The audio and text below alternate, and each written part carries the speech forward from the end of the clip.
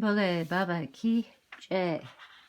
In our last discourse, we learned that Sasikala's father was going to hold a Swambara, which is when a daughter chooses their husband for Sasikali. And we'll hear what goes on now in chapter 19. Vedavyasa said, after the king, Sabahu, had spoken thus, the queen made her daughter Sasikala, who had always sweet smiles on her lips, sit on her lap, and after consoling her with sweet words, began to say, O fair-eyed one, you always practice vows and other religious performances. Why are you then speaking these unpleasant words? The king has heard all of them that you have said, and he was very sorry to hear them. That Sudarsana is a very unfortunate, deprived of his kingdom. He's helpless, void of any wealth and army, abandoned by his friends, exiled with his mother in the forest, subsisting on roots and fruits. He is lean and thin.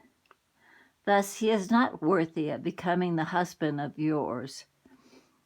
There are many learned, beautiful, approved of, qualified, with all royal marks, princes fit to become your husband. They all will come to this Swambara. There is one brother of Sudarsana who is endowed with all kingly qualifications, beautiful and qualified in various other ways. He is the king of Kosala. There is another point worth consideration. Please hear it. The king Yudigit is trying his best to kill Sudarsana on a befitting opportunity. He already counseled his ministers and killed in a desperate fight the king Virasena and installed his daughter's son on the throne. Even he came up so far as the hermitage of Bharadvaja to kill Sudarsana. Afterwards, he was prevented by the Muni from doing so. Then he returned to his home. Sasikala replied, Mother, that prince, though staying in the forest, is approved of by me, under the advice of Saraswati.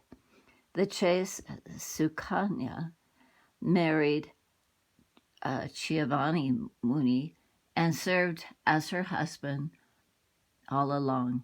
So I will marry that king's son and will always be engaged in serving him. The women are able to attain heaven and emancipation if they serve their honorable husbands. Therefore, if we be sincere in serving our husbands, we will no doubt be happy. I have seen in my dreams that the goddess Bhagavati has ordained him to be my husband. How can I now accept any other man for my husband than he? The Devi Bhagavati has pictured his frame firmly in my heart. I will never be able to leave my dearest, beautiful husband and to consent to marriage with any other person. Vedavyasa went on.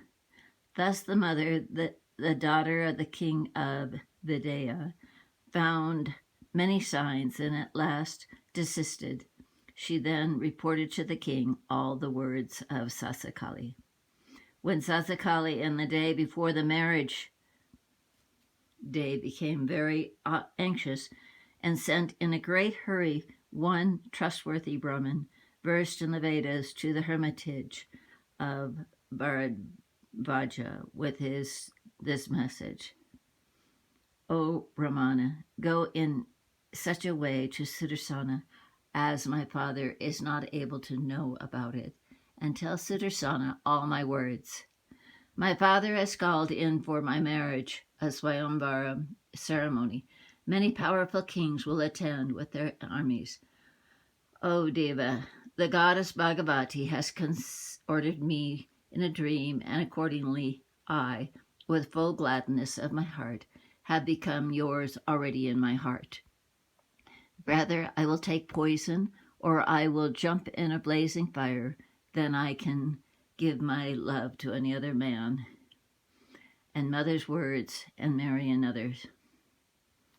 By my mind, word, and deed, I have selected you as my husband, and pleasure and happiness is sure to attend on us by the blessings of that divine mother. Please depend unto her, at whose command this whole universe, moving and unmoving, is resting, unto that great destiny, and come to this place without fail. What the goddess who commands Shankara and all the other devas obey has ordered can never turn one false. O Brahman, you are the foremost amongst the virtuous, so therefore call on that king's son in privacy, and speak out these words to him. What shall I say more to you? Do all that my object may be fulfilled.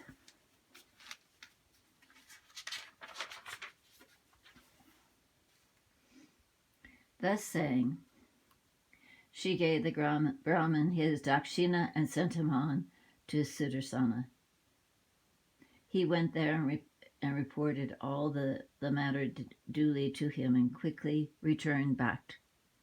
On coming to know all this, Sudarsana determined to start, and the Maharishi Bharadvaja was gladdened and sent him.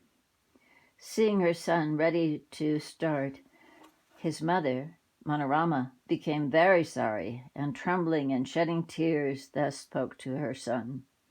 Sudarsana, where are you going now? How do you dare to go there in the Swambara alone, when all the present kings and all your terrible enemies, O son? You are yet a boy. The king Yudigit will certainly go there with the object of killing you. There will then be no other body to help you. You should never go to that place. You are my only son. I am very poor and helpless. I have no other to lean upon than you. Therefore, you ought not do to throw me in despair at this moment. See, Sudarsana, the king Yudigit has slain my father. That uncontrollable king will come there. If you go there alone, he will certainly kill you. Sudarsana replied, Mother, what is inevitable will certainly come to pass. There is no need to discuss further on the subject. I will go at the command of the World Mother to that assembly hall, the Swambara. O auspicious one, do not give vent to sorrow. I do fear none by the grace of the Bhagavati. Thus saying, Sudarsana mounted on his chariot and was ready to start. Seeing this, Manorama began to bless him and to cheer him. O son, let Ambika Devi protect you from all the sides and take care of you. O descendant of the Raghu family, let the Vaishnavi force protect you in quarrels. Let Bhairavi protect you in battles and amongst your enemies. O son, let the Mahamaya Jagadatri Bhuvaneshwari protect you everywhere and at all times. Then Manorama, speaking thus to her son, with fear said again, O Sudarsana, I will also accompany you there. I will not have it any other way. I will never be able to remain anywhere without you, even for the twinkling of an eye, O son. Carry me far thither where you are starting to go. Thus saying, the mother with her attendants was ready to start. All the Brahmins at the ashram pronounced their blessings, and then they went out. Sudarsana, the descendant of the Raghu family, mounted then alone on his chariot and reached Benares. There the king Sabahu, hearing that he had come, welcomed him and worshipped him with various presents. He gave him the home for his residence and made arrangements for his food and drink and other necessary requirements, and gave orders to his servants to wait on the prince. Then from various quarters the kings assembled together, and Yudigit too came there, accompanied by his daughter's son, Satyajit. The king Yudigit and kings from all the other countries also came, all parts of India. And the very powerful king of Vidabhra came and arrived with all his assemblage of soldiers. Benares was then crowded all over with soldiers and armies. Many other kings came there on their beautiful elephants just to witness the Swambara ceremony. Then the princes began to ask among themselves, "The king's son, Sudarsana, too has come here and is staying unconfused and calm.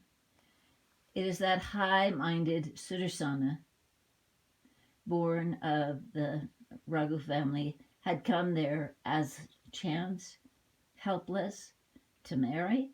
Can it be that the princess will overlook these kings with soldiers and weapons and so many riches and select the long-armed Sudarsana?"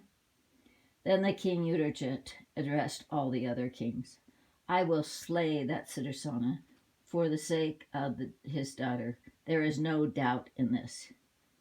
Hearing Yudigit's words, the king of Kerala, the foremost of those who know most about Dharma, began to say, "O king, in this kind of Swambara, it's called an Icha, it is not proper to fight. Here there'll be no marriage for power, or no one is to steal away the bride by force. Here the bride will select her own a free choice. What cause can there then crop up here for quarrel? Before you had driven him out of his kingdom, and though you are the superior king, you have taken his kingdom by force and installed your daughter's son on the throne. O king, this Sudarsana is born of a royal family and the son of the king of Kosala. Why would you kill this innocent boy? O long-lived, better be sure that there is some God of this universe. He is governing all, and if you commit anything wrongful, know that you will get the fruit of that due to you. There is no doubt in this. O king, there is a victory everywhere of the truth and Dharma. Always you find adharma and falsehood defeated. Therefore dost thou forsake your evil and mean intentions and pacify your vile mind. Your daughter's son is also present here. He is beautiful and prosperous and reigning a kingdom. Why will not that bride elect him as the bridegroom? Consider again that there are many other powerful princes and kings in this Swambara. The princess may ask them also. Therefore, let all the kings assemble here. Say that if the selection of the bridegroom be performed in this way, what cause of a quarrel can there come up? Knowing all these things, you ought not to quarrel here. Thus ends the 19th chapter of the third book on the going to the Swambara by Sudarsana and the other kings and the Mahapurana Srimad Devi Bhagavatam, 18,000 verses, by Maharishi Veda Vyasa. Jai Mahamaya ki jai, Vishveshvari Mata ki jai, Bole Baba ki jai.